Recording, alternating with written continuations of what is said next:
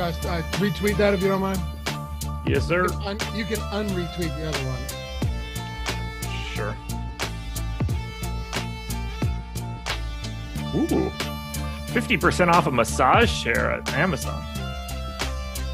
The good ones run you a lot of money. $1,000 at Best Buy, man. I might have to go. Oh, that's actually pretty cheap. Yeah. Oh, that would be great.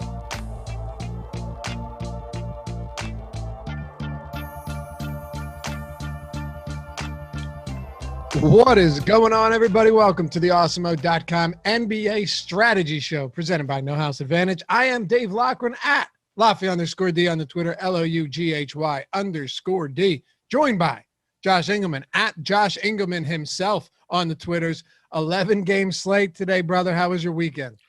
Weekend was good. Had a really nice day Saturday. Just hung out for most of it. Ended up watching UFC yesterday. Started the day with a strategy show. Went back out because weather was gorgeous around these parts. Can't complain. I wish it was still going on. A truly fantastic card that was as gruesome as you're going to find. Yeah. Chris Weidman, leg just turned into absolute pudding. Yeah.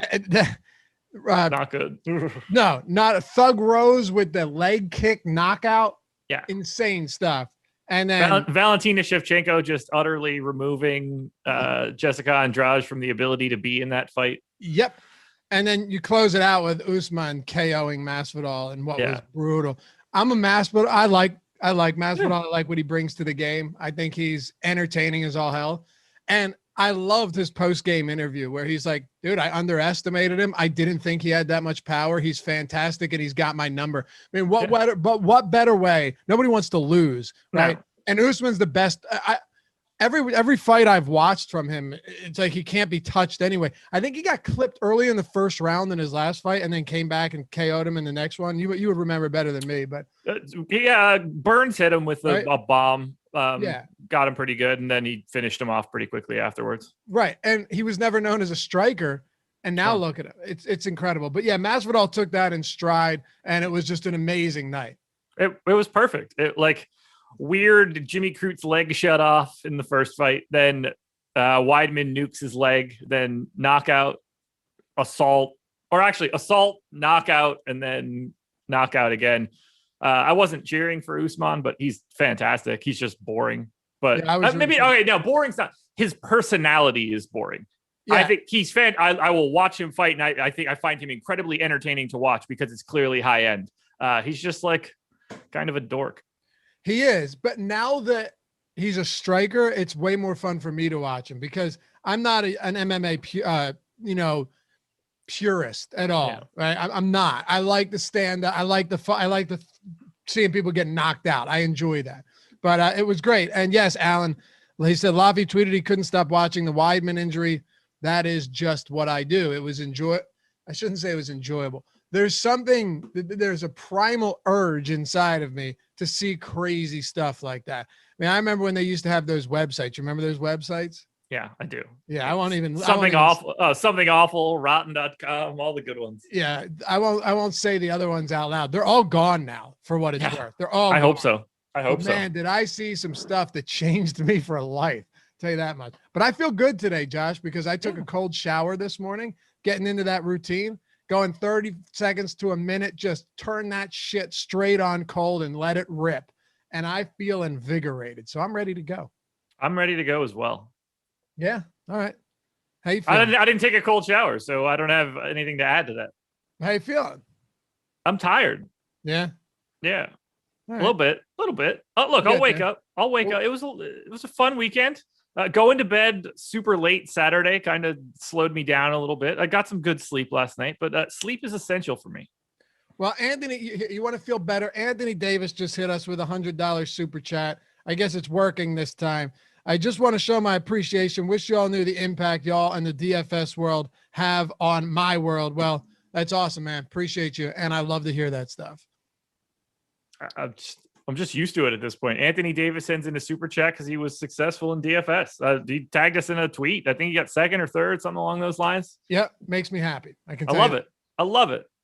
We are happy to have all you guys with us, as a matter of fact. Hit that thumbs up button. We got almost 200 watching to kick off today's show. Let's at least get half of that with the thumbs up. Very simple process. Takes you only 1 second. And hit that subscribe button as well. Join the community here. It is fun. You will enjoy it. And if you hate it, just click unsubscribe and forget we ever existed.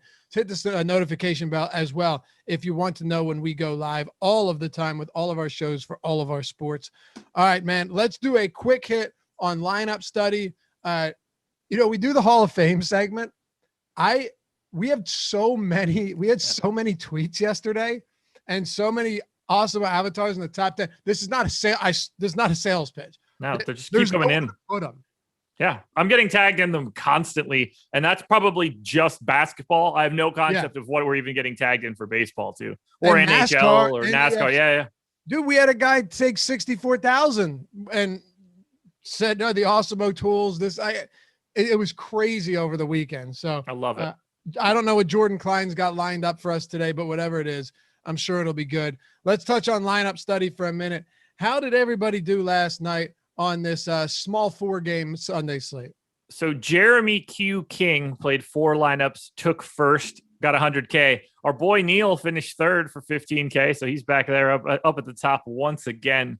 But just shouting out, Jeremy Q. King won, had 4 lineups. Halliburton, Beal, Chetty, O'Shea Brissett, Daniel Gafford, Darius Garland, Draymond Green, Jared Allen. Wins by 1 fantasy point and takes down 100K. Well, congrats to him. The Halliburton yesterday was probably the easiest prop I've bet all year. Yeah. His points prop on DraftKings was 14.5. Craziness. Right? I mean, that's clearly, and our free player prop tool at Awesemo had him at 17.5 anyway. So even if I didn't know basketball, I could have just wandered over there and been like, oh, wow, we haven't projected for 3 additional points than his prop. I'll hit that. So, yeah, that was nice. Westbrook finally had a bad game, finally had a disappointing game. Gross game. It sucked. It sucked. There was a lot but they won. Well, I know. So, I know. I mean, that's what happens when you play the Cavs, I guess. Sure. But there was a part of me, because I was hand building these using our tools. Part of me was like, I should go for the Westbrook fade today. And then I thought all he's done is won me money whenever I play him. I just got to bite the bullet and, didn't work out. But yeah, I think looking at that lineup, I have no issues with that lineup at all. As a matter of fact, I like it. Now, granted, he didn't have Giannis, he didn't have Westbrook, or he didn't have Steph Curry, the 3 top priced guys on the slate. But Dre was in a great spot against Sacramento. Colin Sexton was out for Cleveland. Chetty Osman was basically minimum salary, Josh. Then Daniel Gafford's just been one of those guys that he either gives you 15 or 35. So I think through and through, it's a pretty solid lineup there. Oh, absolutely. I'm getting caught up looking at this win streak from the Wizards and wondering why anybody actually looks at it and thinks it's a good thing. Yeah, that's a great point. They don't want to. You don't want to keep winning, but maybe can they get into the play-in round? Look who they're beating: Cleveland, Oklahoma City, Golden State. So we'll call Golden State okay. I think that's the best we could do. That was also the game that Curry shot like 2 for 20 from 3 or something absurd. Yeah. Oklahoma City again, Detroit, the Pelicans, Sacramento. So of all those teams, I've only named one that is even going to make the play-in. They beat Utah at Utah. That is a legitimate win. No matter who's in or out, beating Utah in Utah is a legitimate win. They lost to Phoenix. Then, that ends the streak. 2 more additional wins at Golden State, at Orlando. So they're not exactly taken through murderer's row. They're basically just playing the top half of the lottery. Yeah, that's exactly what's happening right now. And I'm not sure why they want to do it, but that's not up for me or you to decide. Yeah. What is up to us is to talk about these 11 games, Josh. So let's dive into this one. Yeah. Straight away, San Antonio and Washington. You got Westbrook back on the slate, second of a back-to-back against the San Antonio Spurs. The Wizards 3-point dogs at home in this one, 228.5 total. Let's kick it off with the Spurs first, looking at a team who has been prone to rest some guys lately, but outside of Rudy Gay, who is questionable, you have to operate under the assumption that everyone's going to be active tonight. For right now, yeah. That's what I'm saying. All bets are off later for sure. Sure. And Pop is ruled out late. Go ahead. I love San Antonio today. Hard not to. Sure. That's what happens when you play Washington. You get the biggest speed bump you're going to get across the board. So like $6,800 on FanDuel, $7,100 on DraftKings for DeJounte Murray. He's at 19% ownership on DK, 33 on FanDuel. Makes some sense to me. Derek White, $5,800 on FanDuel. That price is fantastic. He's $1,100 more expensive on DK. That price is significantly less awesome. Keldon Johnson on FanDuel, $4,400 right now, projected for 23% ownership. So Murray, White, and Keldon Johnson getting a ton of love on FanDuel. DeMar, not so much, but I still think that he is like a pretty functional play. But getting that backcourt, that Murray-White combo, looks fantastic against Washington. Yeah, I don't see any reason to get away from that whatsoever. DeRozan's price point, though, $8,700. You touched on it a little bit.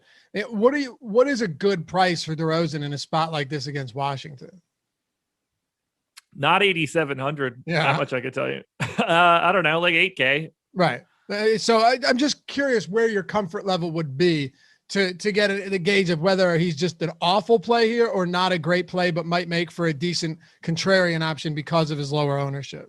I wouldn't touch him on DraftKings at all. On an 11-game slate, like there's no reason to play overpriced dudes like DeRozan today. It doesn't mean that he can't go out and have a great game, but it's just not cost efficient to do so. So mostly the backcourt for the Spurs is where you're really focusing on. Yeah, and particularly on FanDuel, like Murray's $300 cheaper there. Derek White is $1,100 cheaper on FanDuel. That's just a very different play. Like I still like White a little bit on DK, but he's not picking up any ownership. Now that's the contrarian play that I'd be willing to get to a little bit more. The sub 7K price tag is a little bit easier to swallow. Russell Westbrook coming off a bad game. And yes, for whoever it was in chat that said, it's crazy that we call 40 fantasy points. It was Steven. It's funny when 40 fantasy points is a gross game. Yeah, you're right, but it is at that price point. I mean, 40 DraftKings points at that price point is simply not going to get it done, especially when you've been getting a locked in, 60, give or take 10, 5, really every single day from Russell Westbrook. I don't know, Josh. He's just too good for me not to look at this and go straight back to the well again tonight. So I like him, but I think he's wildly overowned. Really? I greatly prefer Jokic as a pay-up option. I greatly prefer Embiid if he is in. I'd say that he and Luka are pretty comparable for today, but 11-2 on FanDuel, 10-9 on DraftKings. I just like the centers more. They feel a little bit safer. The matchups feel a little bit better. And that's not even the end of like pay-up options. If we start talking about someone like Karl-Anthony Towns too, who is in a tough spot against Utah, but I kind of like that matchup for him. So I don't mind getting the Westbrook, but I think that he is I would be fading more often than not on DraftKings if he's 24% owned on an 11 gamer. I don't see it today. Not at that ownership. Okay. Yeah. Just pulling up the ownership for all of the other top tier guys. If you just sort by salary on our Awesemo ownership pages, our ownership projections, Luke is getting like nothing right now. Jokic is getting he's getting a lot more than Russell Westbrook. But there's no one else in the top tier that's really pulling a ton. Joel Embiid, not much. So Russell Westbrook probably, second most ownership among your highest tier players. And you're saying even at Jokic's ownership, you still prefer him? I mean, given like if I'm just picking between the two, I think that Jokic is a much better play today. But if I look at like if Luka Doncic is 2% owned and Russell Westbrook's 24% owned, I shouldn't have to tell anybody what you have to do in a GPP. You just flip flop those guys because Russ isn't 10-1ing him in frequency of beating him. Same for Towns, 24-4. Like Westbrook is not outscoring Towns 6 times out of, or like whatever the math is. I can't do the math right now. 7-1. There we go. I'm with you 100% on that.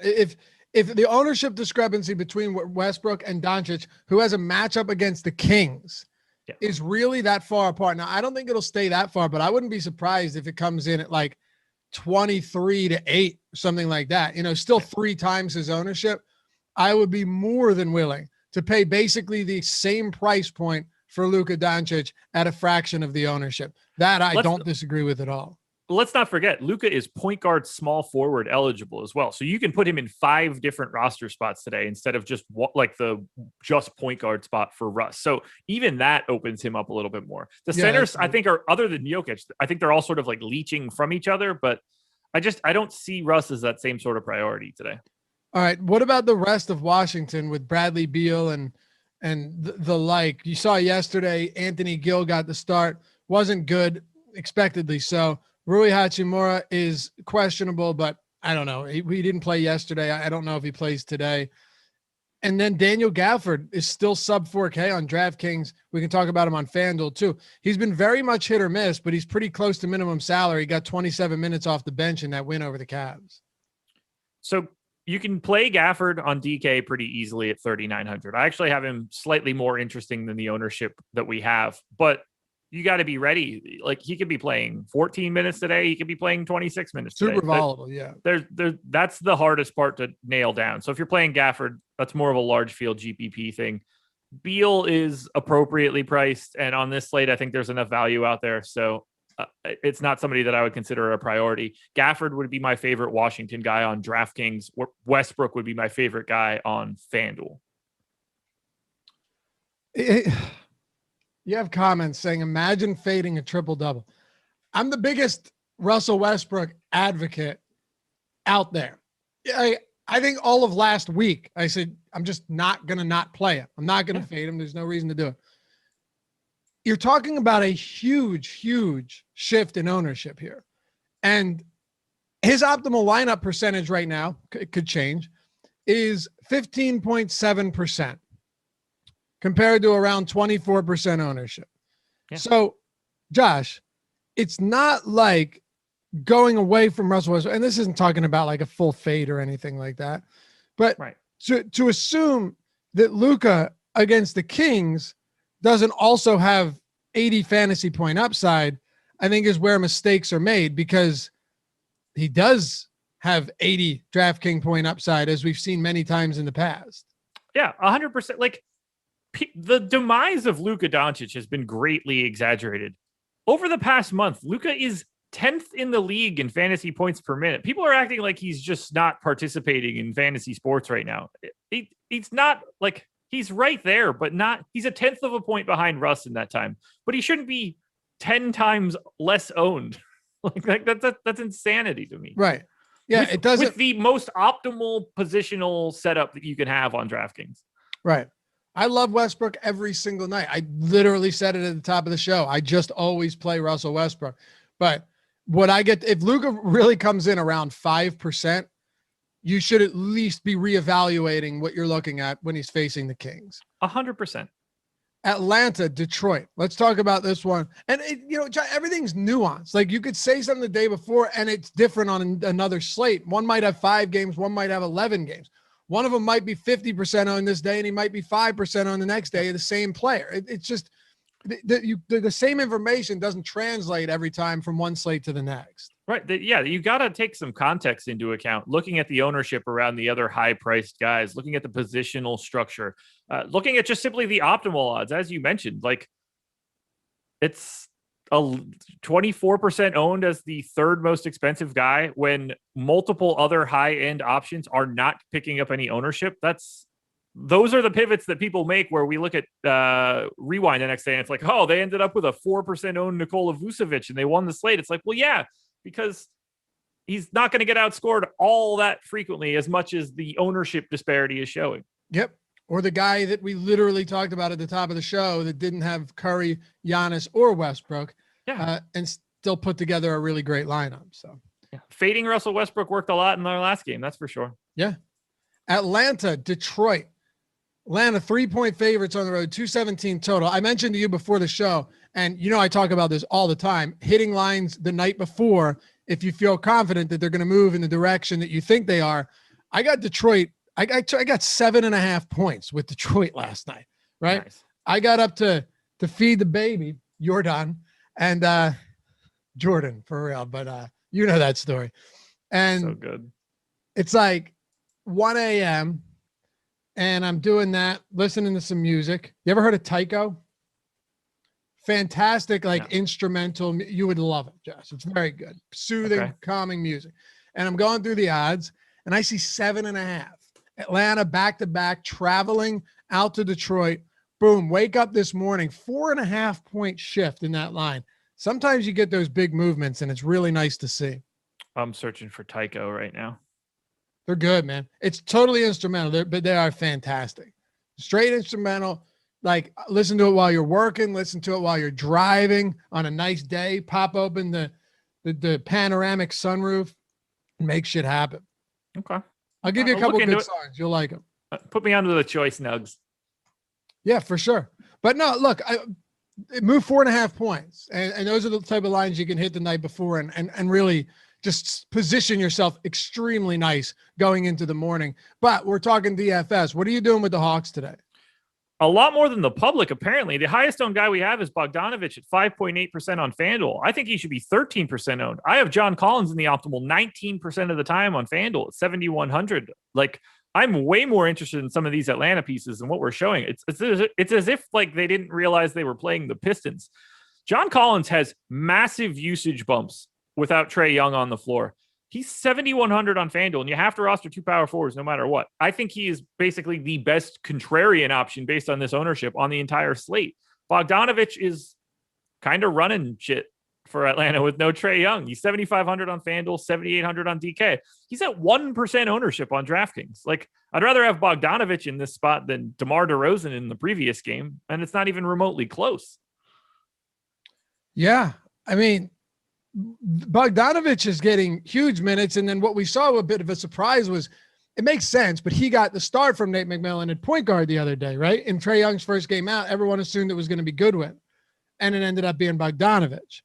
And he's playing huge minutes. His usage is solid. Would you say you have like straight priority options today with Trae Young out? John Collins to me is an actual priority for me, especially on FanDuel, but I do think that he looks pretty good on DraftKings as well. But 7,100, knowing you have to get 2 power forwards, like I think John Collins is an actual priority in this spot. Fair enough. It's going to be tough to pay this premium for Capella, right? Especially with the way that center looks today. That's what I mean. There's an infinite amount of centers. I mean, just working my way down this list, Jokic, Embiid, Towns, then you get to Capella, Vooch, Bam, Rudy Gobert in a fantastic spot.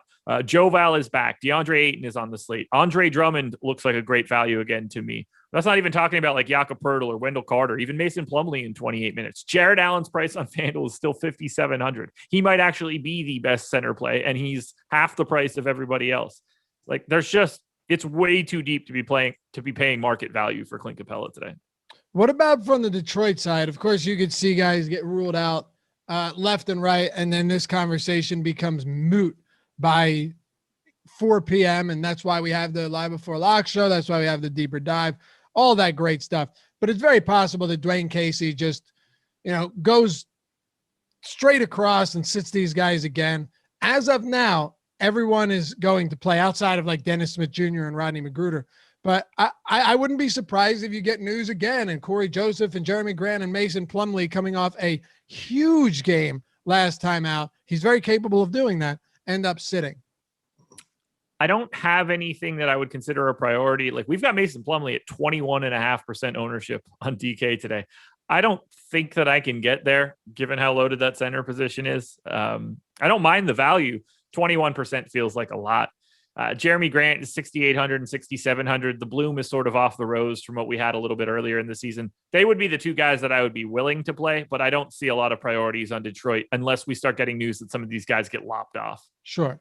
I'm a Mason Plumlee truther at believing that if he gets the minutes, he's usually going to be really good. And he has been, but it's so difficult to predict whether or not those minutes are going to be there. So when you're getting him at ownership like this, that to me is a little bit concerning, Josh, because it's very possible that Mason Plumlee goes back to playing 23 minutes again tonight. Yeah, the variability there is pretty huge. If the game gets out of line, like obviously Isaiah Stewart is going to soak up a little bit more. It's just not all that interesting to me for the Pistons here. And Clint Capella's good on the other side. Yeah, he's having his best season of his career. Great rebounder, great shot blocker. He can make life difficult for opposing bigs, even if they're not offensively oriented. Let's move to the Lakers in Orlando then. You've got the Lakers 10-point, double-digit favorites against the Magic, 209.5 total. Orlando also playing their second of a back-to-back. And, man, prayers up to Devin Kennedy, huh? Whew. That was nasty. Look, I'm tired of broken anythings, particularly one where blood is involved. I'm tired of not getting a good camera angle on it. You couldn't see a damn thing. There's something wrong with you, man. I know. But it's bad, right? When both sides are about to go up to him and then they go, and then turn around with their hands on their head. Yeah, I'd be the same way. Meanwhile, you'd be over there like licking it up. No. Come on, man. I'm not a vampire, but I'd be taking pictures. I wish I were a vampire. Now that's what's wrong with today's world is no vampires. You're not looking hard enough. The problem with today's world is someone could literally watch an old lady get mugged and the shit beat out of her in the middle of the street. And instead of running over to help her, they take out their phone and they film it. World star, baby. Horrible. I hate that shit, man. I hate it. Like, will I watch a lot of twisted stuff? Sure, because I'm demented. But at the same time, if that were me, I would like to believe that I would not sit there with the first notion to pull out my phone. I mean, you would probably pull out something else. I wouldn't have that ability as quickly, but what? I don't mean you're going to start like cranking or anything like that. I mean, you would be more likely to have a weapon. To save it really concerned me for a second. I took that the wrong. I'm like, we're talking about an old lady getting robbed in the middle of the street, and you take a turn for the worst. Okay, yeah. No. I mean, like, there's a decent chance that you would probably have a weapon with you, and I probably would not. Okay, that's fair enough. Yes, I would agree. Okay, but all I'm saying is the Kennedy one was pretty nasty. They called it an open fracture, and when you see blood all over the court, there's only one way there could be blood on the court. When you land wrong on a non-contact, that means your bone just came through the leg. Yeah. That wasn't a scratch. He didn't get a splinter or something like that. Jordan's having a tough time over here. Did you see his face? He's having a tough time. I'm going to have to send you some good ones, Jordan. All right. So do you have any interest though in the Lakers today? Not a lot, but certainly like the public doesn't either. So Drummond at 8% on FanDuel, 7.6% on DK. The only guy that's north of 1% ownership. I'd be much more likely to have some shares of Drummond, Schroeder, AD, even Kuzma, but there are no priorities here. Nobody in my data is north of 10% to be in the optimal, and I agree with that. I think Drummond is properly owned. If you see Schroeder or AD or Kuzma pop up in your lineup, don't be afraid to leave it there, but they are very, very low priorities. And AD on DraftKings to me is 0 priority. Okay. Ben says it's weird to want to see gruesome injuries. I don't think it is. I actually, to some extent, think it is. I think it's rooted deep inside of us, Josh. It's not rooted deep inside of me, man. I don't want to watch that at all. I was watching the Weidman thing like through my fingers like a child. I don't want that. It's not easy for me to watch, but it's almost like I force it to make myself stronger. No, because then I just start picturing my bones turning into nothing. I've thought about that too. Yeah. Someone goes on Twitter like, "Can you imagine the pain, Lafayette?" I say, no. Why in the world would I want to imagine the pain of someone's leg just turning into Gumby? Yeah, my old man did it like a year and a half, 2 years ago now at this point in time. He doesn't remember the pain either because it put him clean to sleep. Yeah, right? Hey, how many minutes do you think Davis does play today? He went straight from 17 on a 15-minute limit to 28 on a 25-minute limit. I gave him 30. Okay. I think he could play even a little bit more than that today, but I don't really necessarily think it matters. And the moment I'm not a blowout. I don't harp on blowouts too much, Josh, but in a spot like this, if they do go up early, because even without LeBron, they're still a markedly better team than Orlando. If they do go up early, there's no way Anthony Davis is playing even a second in the fourth quarter, maybe even late in the third. He's not playing at all. I mean, we're talking about a Lakers team that's like a top 3 defense, even when they're not at full strength. Now they have Anthony Davis back, and Orlando, with everybody that's out, given the moves that they made, are probably the worst offense in the league. So points are not going to be coming at a premium for Orlando. So this might be one of those blowouts where it's 98-68, like early in the fourth quarter. Yep, for sure. Oh, all right. So let's move this forward to Orlando. Wendell Carter Jr. was limited in his return. Now second of a back-to-back. I'm going to operate under the assumption that he's also going to be somewhat limited today. Terrence Ross is questionable after being ruled out yesterday. It's just a really bad basketball team. Yeah, the problem is no one's getting any ownership, nor should they. Let's be clear here. But I do like them as GPP flyers in large field stuff on an 11-game slate. Like if the game stays close, somebody's doing the staying close stuff for Orlando, whether that's $3,900 Dwayne Bacon on FanDuel, $6,200 Karl-Anthony on DraftKings at 1% ownership. Like I think that should be double digits. I would rather have him in like 10% of my lineups. I would want to take that shot. If it we can't just assume that the Lakers win by 40 by default, or else like this is how you open up lineups and lineup study. And we find out that there's an Orlando guy or two in there because this game ended up being closer than anyone expected. So I think you can get to little bits of Karl-Anthony, maybe RJ Hampton, maybe Chumo Kiki. He's the guy that's actually pulling a little bit of ownership on both sides. I don't mind it. You don't want to rely on these guys, but as last guy in type guys, or even to grab a little value from like Bacon or Gary Harris, I don't think it's the craziest thing in the world if these guys are functionally unowned. I mean, Dwayne Bacon, we have projected for 0.1% ownership. Hampton and Bacon on DK, 0.1. Karl-Anthony on DK, 1% ownership. Those are flyers you can take that I think are functional on the off chance this game doesn't become a blowout, which is like way more often than people think. Sure. Yeah, of course. Now, do you find anything functional from the OKC side of this Oklahoma City Philly game? 11-point spread here, 219 total. You know, really just when you look at OKC, they've given you some value in guys like Lou Dort because his shooting has been through the roof recently, but it's a shot volume, I should say. But he's out. So now you're looking at a wildly high owned Svi Mykhailiuk.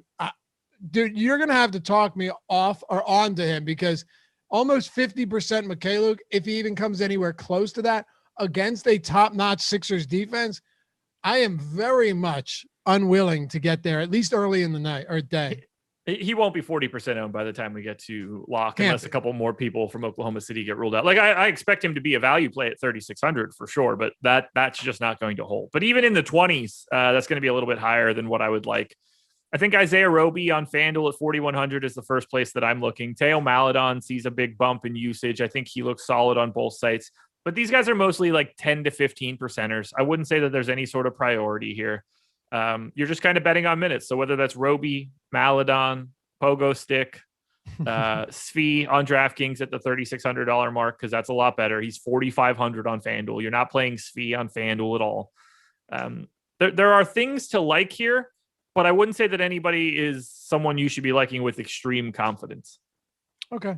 Roby on FanDuel feels like the best play out of everything that I see here. What about Philadelphia with Ben Simmons already out? You know, there's a rumor going around Philly that it's because of an adverse reaction to the COVID vaccine. Wait, for Simmons? Yeah. I mean, like, rumor. I've seen nothing to substantiate any of that. I just found it funny. I mean, I would, in a weird way, like I would want it to be true. Why? Well, at least you know why you're sick. Yeah. Otherwise, you're just sick and you don't know why. Well, I think they called it the flu. I mean, I don't know. He's been out for a while now. Yeah, he's been out for this is 10 straight days. Yeah. This marks the 9th day that he would have been sidelined. So whatever it is, it's lasted quite some time. And now they've dropped 4 straight games. I've said a million times, I want to see them beat good teams, Josh, before I buy into the Sixers. And as you can see, I am a Sixers fan. They had smoked by Milwaukee both times, once with Embiid, once without. They lost to the Suns. Embiid almost with the hero ball. Dude, how 2K sim was that, the Orlando game against Milwaukee? Like I said, Jokic would have made it. Yeah, okay. All right. But exactly like it, right? Exactly like the end of Bucks Magic and the 2K sim. And I think Vooch was the one that took it in that game. Your memory is going to be a lot better than mine, man. That's highly debatable. And then they dropped the game prior to that to Golden State. So I think they come in here and blow the doors off the Oklahoma City Thunder. I mean, it should. I am not, even if Embiid doesn't play, this Thunder team, even Lou Dort is out. They have nobody. So I think it's going to be a bloodbath in Philadelphia. Need to get back on track, but they beat bad teams. They don't beat a ton of good teams. What are you doing with Embiid if he plays? playing him pretty aggressively. 10-7 on FanDuel, 10-2 on DraftKings. Like, to me, that's a bargain. If he is in, he's going to smash this team. Isaiah Roby can't stop him. Tony Bradley can't stop him. Moses Brown can't stop him. Like, it's great for Joel Embiid. I have him at like 1.67 fantasy points per minute for this game. He could put up 2 fantasy points per minute in 26 minutes against Oklahoma City and hang 52 fantasy points. Like, that wouldn't shock me at all if Joel Embiid doesn't see the floor in the fourth quarter, but he's over 2 fantasy points in the game per minute. He literally did that against OKC 2 weeks ago. Yeah. He's 3% owned on FanDuel right now. He played 27 minutes against the Thunder, did not see the court in the fourth quarter, had 27, 10, 4 and 4, 54 DraftKings points in 27 minutes. You know what that equals, Josh? 2 DraftKings points per minute. Yeah. I have absolutely no issue getting to him, especially if he's projected for 3% ownership on FanDuel. I will take that chance all day, every day. Again, on the off chance that the game stays close, that's awesome. If it doesn't stay close, I'm going to go out on a limb and assume Joel Embiid is just pounding Oklahoma City into the dirt. I expect him to play as well. Same. I also like Tobias Harris quite a bit. He's in optimals 25% of the time for me on FanDuel, 7,200, a little bit more expensive on DK at 7,600, where we have him projected for 4% ownership. Now, he is questionable as well, but I think that if Tobias Harris plays, both he and Embiid look really nice as options, like priority options to me. Yeah, I just have a very tough time getting to Tobias Harris ever because he has no seal. I shouldn't say he has no ceiling. He has a pretty low ceiling if Embiid's on the floor. I think it helps that Simmons isn't there a lot. It does, but you get 50 from Tobias Harris, and it's like a really, really good day.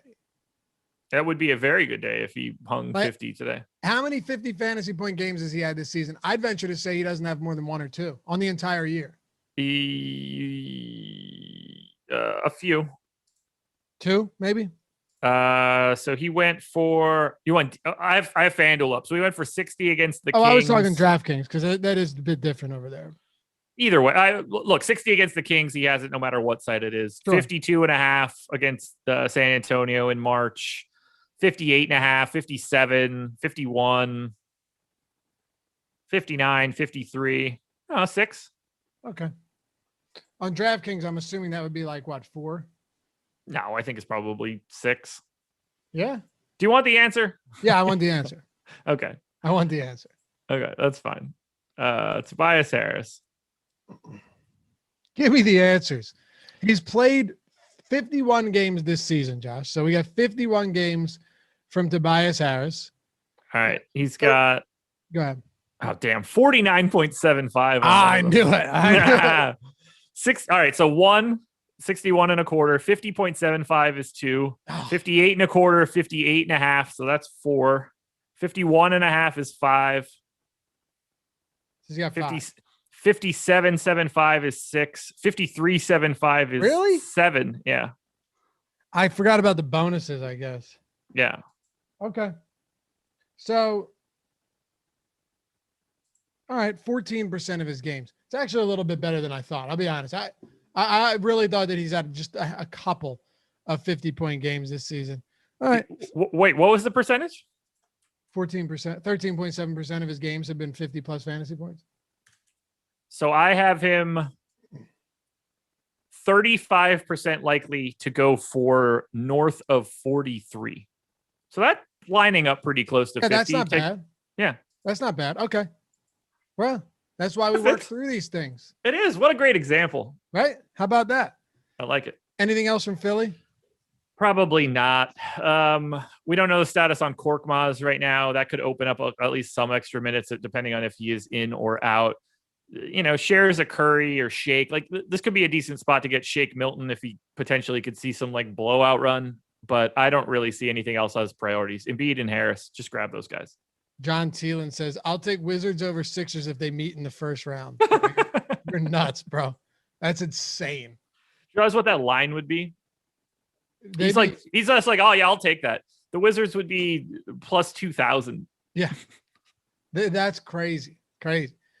There's just no, if you're talking about if both teams are healthy, if both teams are fully healthy, it's just not even close. I mean, you could take any one of those big three and it's still the Sixers by quite a bit. What do you mean? Oh, like you can remove one of the best 3 guys on the series, and they're going to be overwhelming favorites in that series. So congrats. You're going to get great odds on that one if you get it. Yeah, it could be life-changing money. Cleveland and Toronto. Cleveland Cavaliers also second of a back-to-back, Josh. 10-point dog. A lot of big spreads today. 216.5 point total. Colin Sexton was out last game with that concussion. Very possible that he misses another game today. And we go back to Darius Garland, who I shorted pretty heavily yesterday, much to my demise. But here he is again. Dude, got to hand it to Garland. He's playing great basketball right now. He has been playing significantly better. The last 10 games, I saw a tweet about it earlier. He's been great. Somebody has to create some offense for Cleveland because nobody else seems to be able to do it. But the best play here, and it's not even particularly close, $5,700 Jared Allen on FanDuel.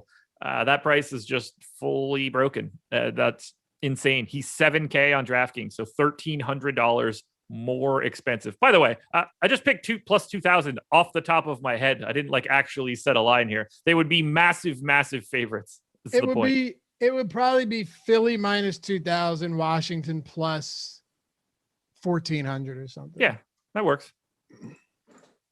They would roll them. It's an incredible matchup for Philly. Anyway, it's not important. Play Jared Allen on FanDuel. Don't overthink it. The only problem is you don't.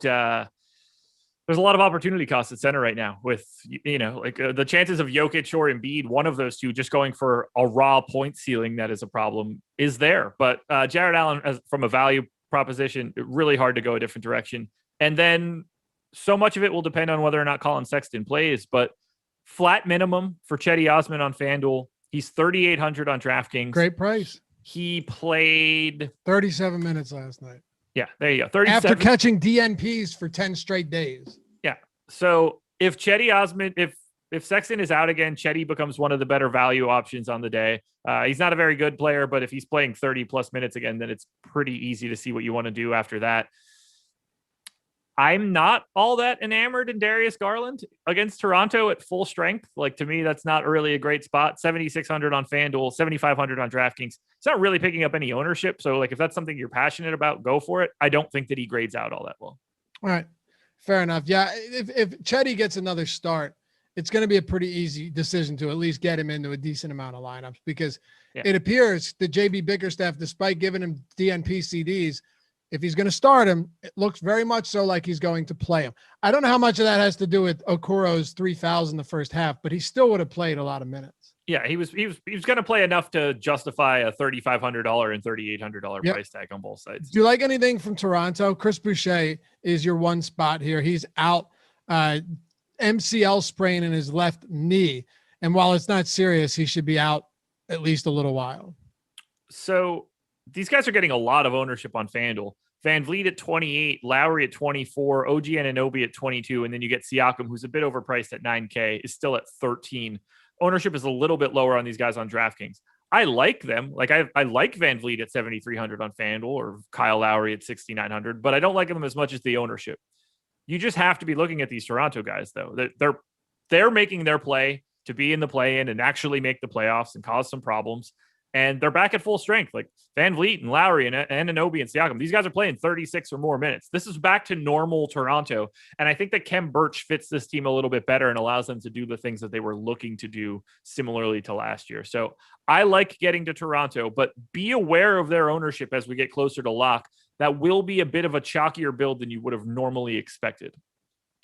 Eric Smith says 76ers definitely favored, but wouldn't count out the Wizards with Westbrook and Beal fully healthy. And don't forget, Doc Rivers is famous for playoff swoons. Yes, Doc Rivers has had those, 3-game drops. But let me say this much, then we can move on.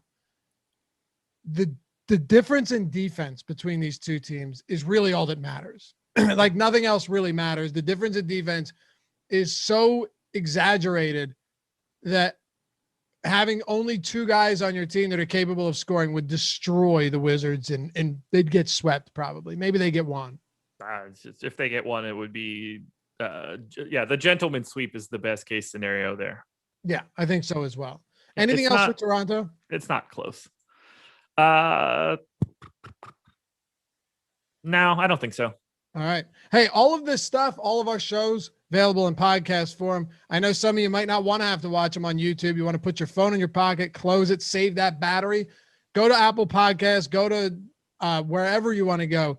Stitcher, Spotify, we've got you on all of them. Just search Awesemo, AWESEMO, to check all of them out. And if you wanted to look at some free content on the site today, it's premium content that we put in front of the paywall just because we want you guys to get a taste of what we do over there at Awesemo. The NBA player projections, MLB ownership projections, a huge tool, and the NHL player projections. All of them are free today. You don't have to be a paid sub. I don't even think you have to have an account if you want to go and check them out. All right, we've got, 6 to go? Let's do it. Phoenix and the New York Knicks. Don't think we're going to be taking a ton of time on this one, so maybe I'll just say you can run through this, Josh, and we can move forward. Ownership, though, very low on one team, a little bit higher on the Knicks. The Phoenix Suns 2-point favorites, 215 total in New York. DeAndre Ayton's at 12% ownership on DraftKings. I do think that he is the best option on DK. I think it should be more like 6. That's the highest I've got on anybody. Everybody else is in single digits. I don't recommend anything from Phoenix as a priority. Okay, that's very simple. How about the Knicks? There's a lot more to like here because these guys are playing monstrous minutes. So like RJ Barrett is 6K on FanDuel, 6,700 on DraftKings. I think he's a much better play on FanDuel, but the ownership is already there. Reggie Bullock playing monster minutes. He's 4K on FanDuel. Now he's a 0.7 fantasy point per minute guy. That's not ideal. And Phoenix is clearly a difficult matchup, but that is a value option if you need to find it. Julius Randle, probably a little bit overpriced as far as I'm concerned, given the other options that are out there, especially in a matchup against Phoenix. We're seeing other guys in just like significantly better spots. So if I'm going to spend that money, I'll go to a spot that's better than Phoenix. So those are really the only 3 guys that I'm focused on. I think that Derrick Rose and Nerlens Noel open up a little bit of value on DK just because of their prices, but there are no priorities here outside of what I would say is RJ Barrett on FanDuel. Well, that makes it easy for us to move on then, huh? Is that it? Yeah, it's just not a great game for fantasy. And I believe one of the next couple games that we're about to talk about is going to be not all that great either. Yeah, well, we're getting the Chicago and Miami right now. Not sure if that's the one that you're referring to, but this is one where you're also going to see very limited ownership, at least now going to both sides. 6-point spread here. Miami favored at home, 207.5 total. Coming in on this one. Zach LaVine remains out, and that's pretty much what we're working with. But yeah, 207.5 total is easily the lowest on this slate. I wouldn't play a single person from Chicago. All right. What about Miami? Like, if you told me that Vooch went for 50 tonight, I'd be like, okay, yeah, that's fine. He's 8,700 on FanDuel. Nice price tag. He's 10,300 on DraftKings. You just can't do it. It's the worst spot on the slate by a lot. Are they projected? They're going to be like depending on where that line goes. They could be like dangerously close to being projected for less than 100 points. Oh yeah, for sure. They're 6-point dogs to 207.5 total. Yeah. It's real close. Yeah. It's what? 106 and 107 and a quarter. No, 106 and a quarter and 100 and a quarter. Yeah. Yeah. Yeah. It's right there. Yeah. Danger close to dropping below the century mark. It's an easy stay away spot, but it's not like Miami's got a wildly high total either, Josh. No, I'm not playing these guys either. Trevor Ariza is at 10% ownership on FanDuel. Jimmy Butler is the guy that's getting ownership. He's at 25% on FanDuel, 10 on DK. I don't agree with the 25%, but if you're rostering anything in this game at all, I would say that it is Jimmy Butler. I don't find Jimmy Butler to be that big of a priority on the FanDuel side. I think it's an absolutely dreadful game. I don't know why you would want to get to Jimmy Butler with that sort of aggression, other than the fact that he has the biggest raw point ceiling at the small forward spot, but he's 9,300. That's $1,200 more expensive than the second best option in Brandon Ingram. But like, I'd rather just go to Bogdanovich or Michael Porter or Anthony Edwards, RJ Barrett at 6K. To me, it's significantly easier to pay down at small forward than up. And if I just have to dodge a monster Jimmy Butler day in the worst spot on the slate, I'll take my chances.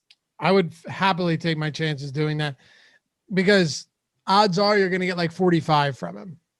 Yeah. Yeah. And you can live without that. Absolutely. For sure. On this 11 gamer, I think you could live without 50. Yeah. No question. Look at some of the other guys priced in his tier. There are some easy spots that could drop 50 plus easily that are even cheaper than him. So yeah, I think so as well. All right, Jordan, let's do this. Let's do the Awesemo Hall of Fame. We've got so many of them. We said at the top of the show, we're coming in yesterday and throughout the weekend. So I think it's only fair that we give them their due. I've had people DMing me, do I get on the board? Well, here we go. Awesemo Hall of Fame. Download the Awesemo profile picture at awesemo.com/avatar. Tweet your wins at Awesemo Hall of Fame. Be sure to include Josh and myself at Josh Engleman, Lafayette_D. See our handles right beneath our names. We just want to see those wins. Follow us while you're at it. And you'll win a free month of Awesemo Plus Platinum. Now, this guy did not have the Awesemo avatar, right? But I wanted to include him anyway, just because he said, I owe this all to Awesemo DFS, awesemo.com, top fighter tools and projections, put 20 lineups in just for fun, and this happened. Boom, Josh, 64,000+. MMA crushing it at Awesemo lately. Yeah, it's so great. I know Adam did pretty well in his qualifiers and stuff like that. Yeah. I wish that I played more MMA on Saturday. I was out a little bit longer than I wanted to be. Didn't get home in time to really get some stuff in, but I love our MMA tools. They are, as far as I'm concerned, flawless. The top fighter odds of being like a top 6 scorer, I think that stuff is very, very important in MMA because the structure of an MMA lineup is so different than just rostering guys that normally score fantasy points, because you can be a massive underdog, and if you knock somebody out at low ownership, like that is the keys to the castle moving forward. Like you can have a high-end lineup that is barely chopped at all, or solo winner type stuff. Yep, and we've seen it quite a bit. But hey, it expands past MMA. Hopefully you got in on that promo that ended on Saturday too. You're probably in the money already if you did. B-Dog, $2,000, first place, NASCAR, Josh. How about that? And then 5th place, you got Rams Angels coming in the same contest. That's the NASCAR content. And then we got another one, TK Washington, our bread and butter, basketball right here. Is it 2,500? I think it was. And then another one, 22,000 was one of those. Be Great comes in $1,056, first place in the NBA short. So, we got more. Oh my God! I told you they just keep coming. 229. What's that? 30K. It's hard for me to see. Yeah, King David 87. Oh yeah, this is the one. I wish we could zoom in on this. There were like that King David one. There were 7 Awesemo logos in the top 10. Something absurd. Our boy Alex Baker, Awesemo, taking down the Grand Slam, 15K to first.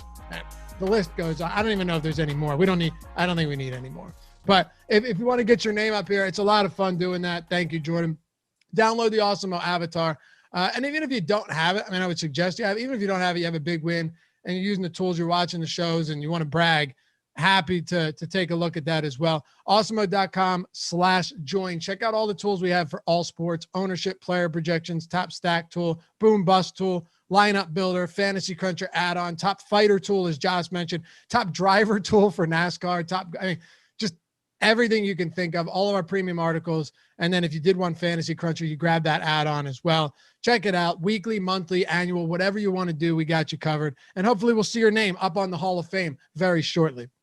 I was thinking about doing a leaderboard. How cool would a monthly leaderboard be? It'd be tough to do, but like an Awesemo monthly leaderboard for just, like biggest win or highest totals or something would be cool. We should reach out to some of the other sites that appear to be tracking all of their users and how successful they can be to get over 50% winners or whatever. Now, yeah. That's tough. I'm not suggesting we do anything close to that. I was talking about biggest win. Because you can't. Of course you can. Of course you can. Of course. But tracking biggest wins actually isn't that hard. No, not at all. No. And then you do something at the end. I don't know. Anyway, let's keep it going here. Clippers and New Orleans Pelicans. LA Clippers are 1.5 point favorites, 227.5 total. Kawhi Leonard has been sidelined for just shy of a week now, and it looks like he'll be reevaluated soon, but that won't be today, Josh. Luke Kennard is out. Serge Ibaka remains out. Rajon Rondo questionable. Patrick Beverley still out. So they are dealing with some casualties on the Clippers side of tonight. Yeah, but the problem is it doesn't really open up anything that you want. Like, clearly, Paul George looks good. 10K on FanDuel, 9,600 on DraftKings. He has significantly higher rates when Kawhi is off the floor. I think he looks pretty good. He's 21% owned on FanDuel. I agree with it. He's 27% owned on DraftKings. Feels a little high to me, but I still think that he is a fantastic play. I actually have a little bit of interest in Terrence Mann for 4,800 on DraftKings. He's already picking up about 15% ownership. I think that is spot on. So he would be a guy that would be in a pretty concentrated player pool at the very least. After that, I don't know. Do you want properly priced Reggie Jackson? I don't. Do you want properly priced Marcus Morris? I don't. Batum? Nah. This is just Paul George and Terrence Mann for me. Yeah, I think you're right. Josh, there was a comment from Steven he said Ben Simmons is now questionable for today. Oh, okay. Well, that's significant. Yeah, just putting that out there. Steven said, I paid for Fantasy Cruncher and started losing. I need to learn how to use it properly. Quick advice for someone that's trying to understand Fantasy Cruncher, whether there's tutorials that you've done or anything. I know a lot of people get discouraged with it, but all of the top players use it to win a lot of money, and that's just a fact. Yeah, go through the tutorial playlists on the Awesemo.com YouTube channel. There are multiple versions of videos at this point in time for a couple different sports, going through all of the settings, what they mean. And honestly, spend a lot of time in Fantasy Cruncher Rewind so that you can understand what the impact is for changing from 1 unique to 2, changing from 0 randomness to 50%, or whatever those numbers are going to be. Understand what the impact is of moving those things around before you just dive directly into it. It's not a printing money machine. No, it's not. And Fantasy Cruncher lineup study too. See what some of the top players are doing. Yeah. Don't study just the top lineup every night, because that'll get you into a lot of trouble. There's a lot of fluky wins in DFS, but studying what the best players are doing, Josh, can put you in a good spot, especially when it comes to, say, stacking in NFL. You know, you and I, our whole Monday show was a blast because we'd go over all of that stuff every single Monday. Like, what are the top players doing? What are the winners doing? What do their stack formations look like? And all of that. And you know, how many stacks do they have? How many quarterbacks are they running? You can do very similar stuff for all sports. And a lot of people get confused and think the Fantasy Cruncher is something that it's not. It's just a math problem that maximizes the projected fantasy points over and over and over again for lineups, depending on your conditions. It's not creating lineups. It doesn't know what wins or what loses. It is just math. It doesn't need names. Like, it helps you to have those names and stuff there. All it's looking at: salary, projected fantasy points. Those are the only 2 legitimate inputs. How you tweak other settings, whether you unique settings or randomizing around your fantasy points, those are really the only other things you're doing. You're setting constraints otherwise, but in the grand scheme of things, it's just maximization. Yep. James says, I understand the best players in quotes, but the swings on most successful players are very high and very negative. Well, I heard our boy Gundacker say that he's okay just EKGing his way along, right? You're going to have stuff like that, but the best players are profitable long-term. It's just, you know, it's just the way it is. Yeah. Whatever you do on one individual day is meaningless. Right. Exactly. Whatever you do in one individual month, for the most part, is meaningless.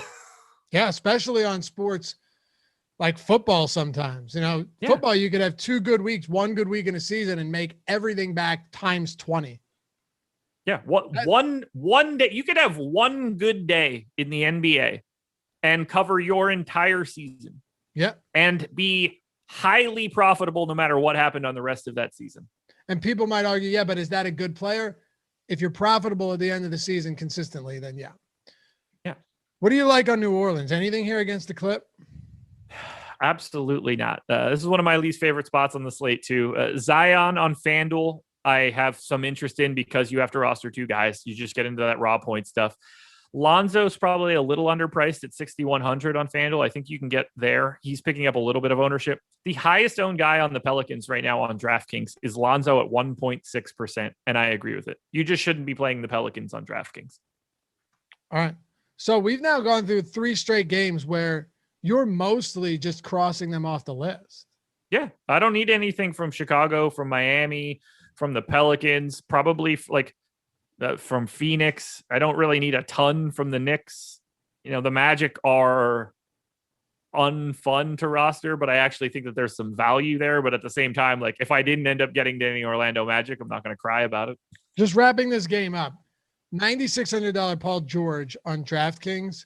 Yeah. Where does he fit in for you just in terms of priority? Because when I talked about guys being similarly priced to Jimmy Butler, that I like more than Jimmy Butler, I like Paul George at a near identical price point far more than I like Jimmy Butler, even though he's getting ownership. Paul George has been spectacular with Kawhi Leonard off the floor recently. Yeah, I can give you like a really good idea about it. Let me just add this into my table so that I have the right numbers in front of me. But I mean, I greatly prefer Paul George to Jimmy Butler. It's not even remotely close. I have Paul George like 9 points better than Jimmy Butler relative to salary.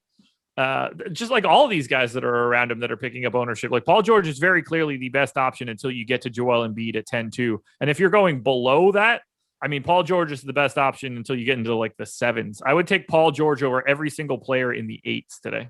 Yeah, he has the 7th highest optimal lineup percentage in our boom bust tool. The only one in the top 10 though that has a positive leverage score is actually Joel Embiid.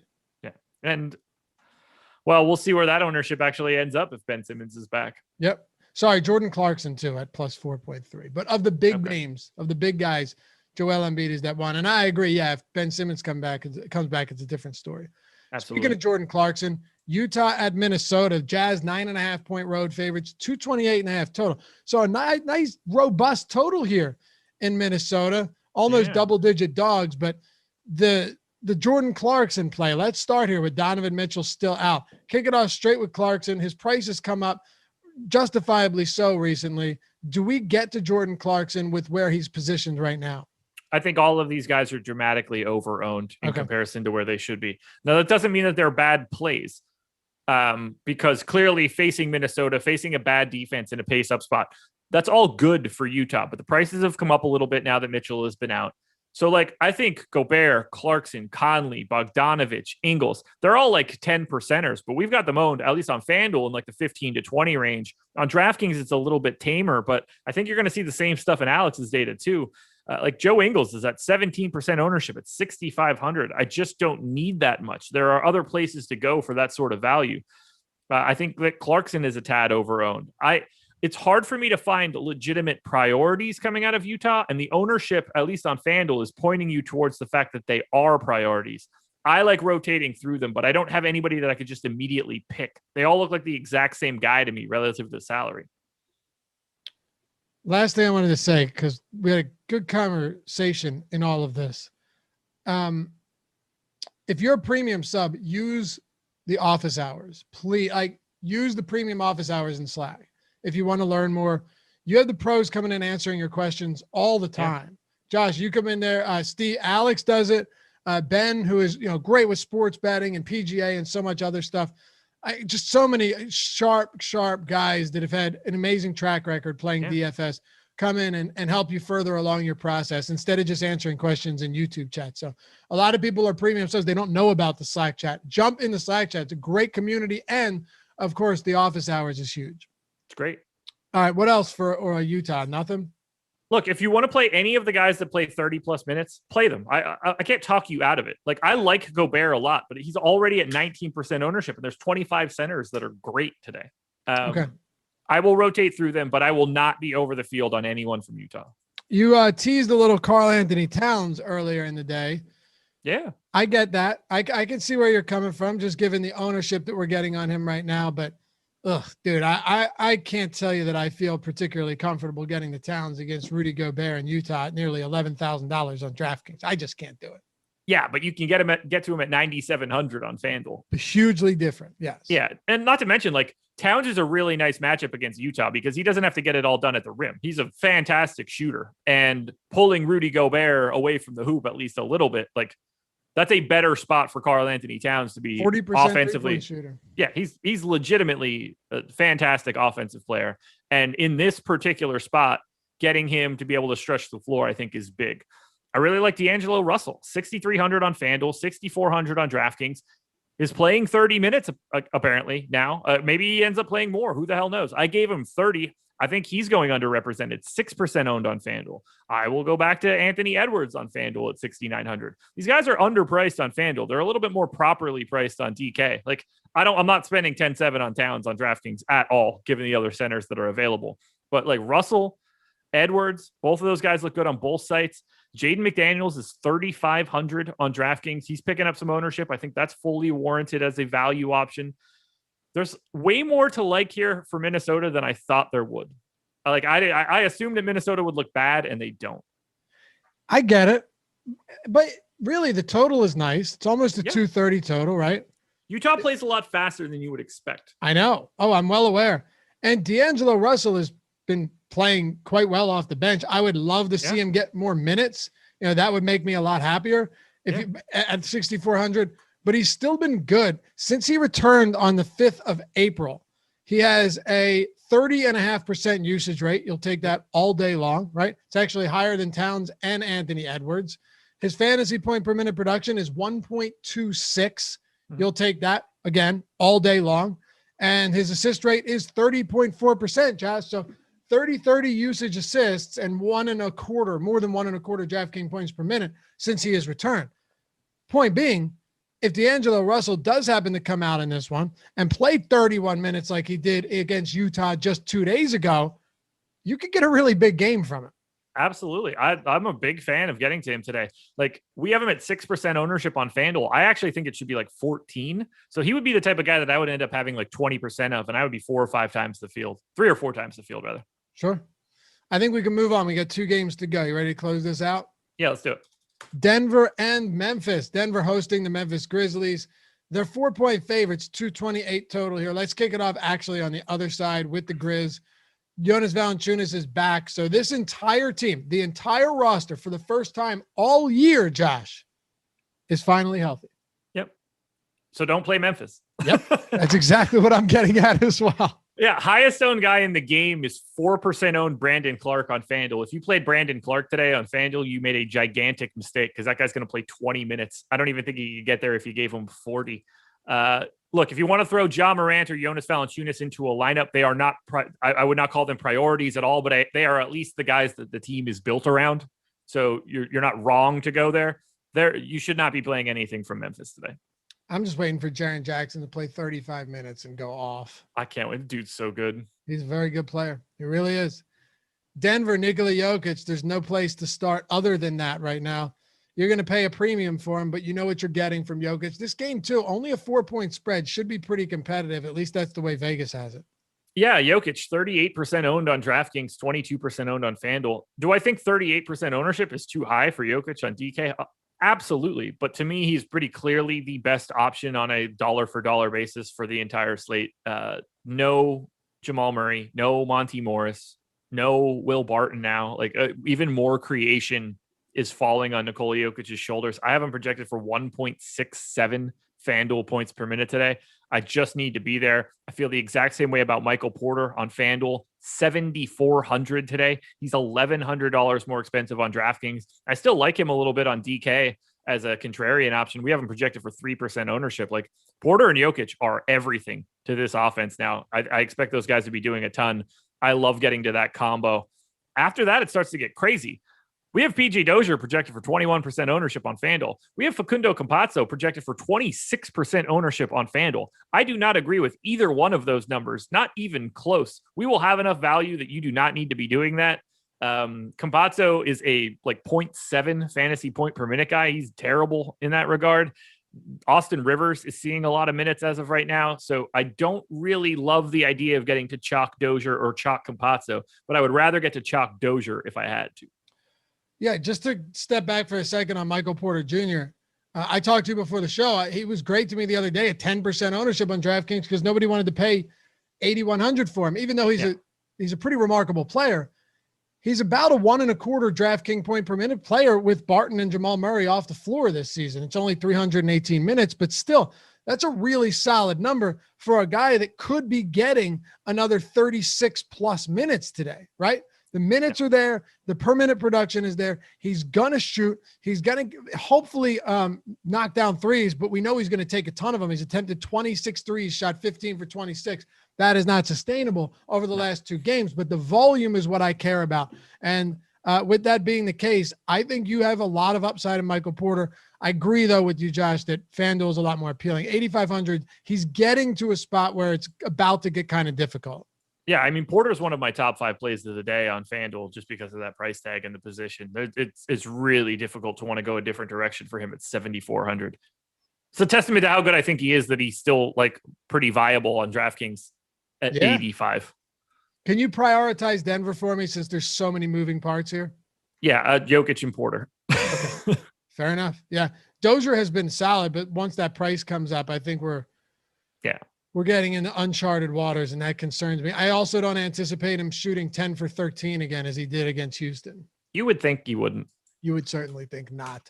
One more game to go. Do not go anywhere for this one because Dallas-Sacramento is going to take us just a little while. First, though, Josh, we got to shout out our sponsor, No House Advantage. It's been wonderful having people tweet us and say, oh, dude, I started playing there. I'm building the bankroll up. Things are going well for me over there. And a lot of that is because we have free tools at Awesemo.com. No House Advantage player prop tool, totally free. The optimal lineups tool, totally free. Use them in conjunction with the research you're doing to play at No House Advantage when you download the app and get $20 injected straight into your account when you use the promo code Awesemo, AWESEMO.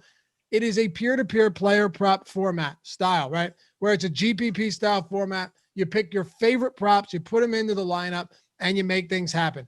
Guaranteed contest. We got free tools at Awesemo. You get $20 when you sign up deposit using the promo code Awesemo. Am I missing anything? Any reasons that you wouldn't sign up there, Josh?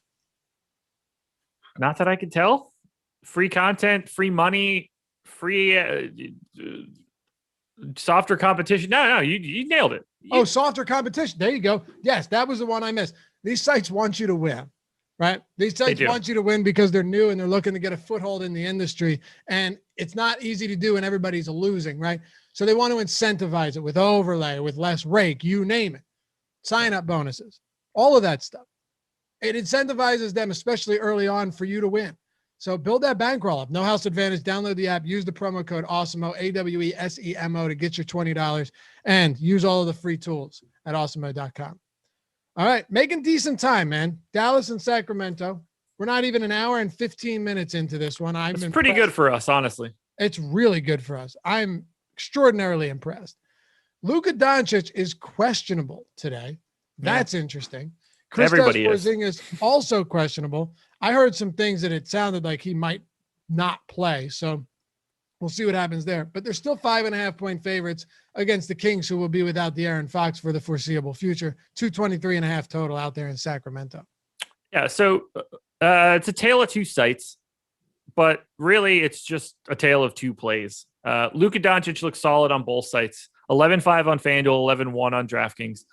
The level of prioritization sort of depends on what kind of contest you're in. The larger the field stuff, I think Luka ends up being a little bit more interesting because he's projected for basically zero ownership. So this is the spot where I would rather just simply flip Russ to Luka on DraftKings and take the giant ownership discount. The only other piece that I really am all that interested in, if he plays, $8K Kristaps Porzingis on FanDuel. He's $1,000 more expensive than he is on DraftKings. Already projected for 15% ownership. By the way, Porzingis is at 15% ownership on FanDuel. The only other guy that is getting anything north of 2% is Tim Hardaway Jr. So no one's getting owned on Dallas on the FanDuel side. I do like the ownership on Porzingis. I don't like him all that much at 9K on DK. And I don't really like all that much from Dallas on DK. This Dallas team is just loaded with guys that are all 0.7 fantasy point per minute guys. Jay Rich, Maxi Kleber, DFS, Redick at this point. Tim Hardaway's not much higher than that. Like, there's not a lot of good fantasy talent here outside of Luka and Porzingis. But if Luka plays today against a top 10 pace team that has the worst defensive rating in the league, we got to at least consider some Luka, especially with his ownership being so much lower than everyone else. He's my third favorite pay up option behind Jokic and Embiid. Okay. And with ownership at least considered, he has an optimal lineup percentage 4 times higher than his ownership. Granted, it's still a lower optimal lineup percentage than guys like Embiid and guys like Jokic and Westbrook. That I understand that much, right? You have to use these two together. But it's at least saying that, what the easiest way to say it, Josh, is it's at least suggesting that he's too low owned. Yeah, absolutely. Yeah. I think he's dramatically too low owned. How about Sacramento without De'Aaron Fox? Tyrese Halliburton, like I said, easiest prop you could bet yesterday, over 14.5. The player prop tool nailed that as well. Free at awesemo.com. He had a solid effort.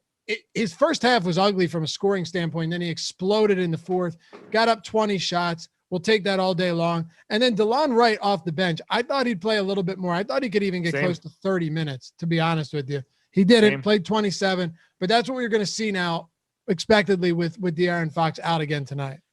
Well, Tyrese Haliburton is the unquestioned. We're saving it best for last. He's the unquestioned best play on FanDuel today. 6,100, sees massive boost to everything that he does with no De'Aaron Fox, including minutes. I've got him in for 36. Shows up in the optimal lineup about 40% of the time. Ownership is at 30. I still like him at 6,800 quite a bit on DraftKings. We have him projected for 14% ownership. I had him in the optimal 22% of the time. So I am happily getting to Haliburton as one of my best plays of the day. Just no-brainer, Haliburton. Okay. Got to do it. Nice job switching off right before that sneeze, man. That was a wicked one. My allergies are acting up lately, and I felt it coming on. Tried to pull back. You know, you try and pump the brakes on those sneezes. I mean, the other day you shot off the screen for one of them. I did. I tried to get out of there. I had to dive to the right a little bit. Yeah, trying to pump the brakes, but it did not happen. And right as I see it coming, I'm watching the YouTube screen because it's on a delay, and I see my face start to get there. And then Jordan nails it. Pulls the trigger, goes straight over to Josh. Best in the business. Give this man a fucking raise. Honestly. Harrison Barnes is going to play another 40 minutes. Yeah. I can't believe that Harrison Barnes is almost 8K on DraftKings. It is truly remarkable. It's wild. I don't really have tons of interest there. I do like Mo Harkless a little bit for 3,600 on DraftKings. If you need a value play, he's going to play a ton of minutes. It's not the best spot in the world, but other guys are picking up more ownership than that at similar prices. So it's not the worst idea in the world. The big piece here is, does Richaun Holmes play? He missed a couple games in a row, ankle injury, came back yesterday on limited minutes. Does he play? I caught a DNP. Yeah. Does he play the back-to-back? I don't know. If he doesn't, which is what my assumption is right now, I think that Damian Jones is the guy that probably soaks up the most minutes. And I don't think that any of the centers, whether it's Jones, Metu, or Whiteside, end up being viable. All right. And if Holmes is in, he's probably not viable either. Fair enough. Hey, get that like count over to, what do we got? Almost 550 people watching. Yeah. Show some love in here, people. Get us where we need to go. Hit that thumbs up, at least over 200. Subscribe to the channel. We appreciate you hanging out with us all day. We know it. We go off the rails sometimes. We do. Leave the reservation, so to speak. But it's a blast, and it wouldn't be nearly as fun without having everybody hang out in chat, going over the slate with us early this morning. Stick around. Coming up throughout the day, we've got a ton of content. You've got the NHL strategy show. Well, actually, MLB strategy show has already started. Head over there. Chris Spags, Greg Ehrenberg, taking you through today's slate. NHL strategy show, daily game plan behind the paywall for all of our subs. MLB deep dive, the tip-off, NBA deep dive, then NBA live before lock. Josh and Greg closing out the slate today at 6 p.m. Eastern. So it's been real. Make sure to check out Josh's process show, 6:30 a.m. Monday through Friday, the daily contenders videos, and all of that stuff is totally free. If you want to come hang out with us, become a subscriber, become a member, join the fam over at Awesemo. Go to awesemo.com/join and hit us with a follow while you're at it. Josh Engleman at Laffy_D. We'll see you back here tomorrow. Have a great start of the week, fellas.